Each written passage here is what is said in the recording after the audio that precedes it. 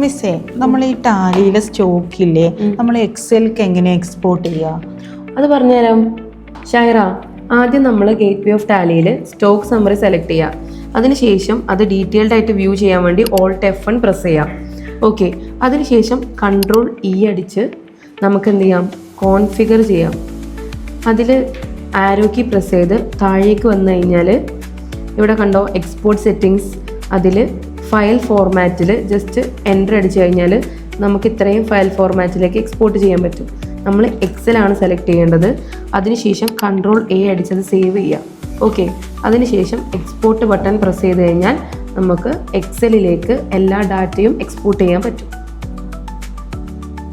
കണ്ടോ, ഇങ്ങനെ നമുക്ക് എക്സലിലെ എല്ലാ ഫോർമുലാസും കാര്യങ്ങളും ഒക്കെ നമുക്ക് സ്റ്റോക്ക് സമ്മറിയിൽ അപ്ലൈ ചെയ്യാം.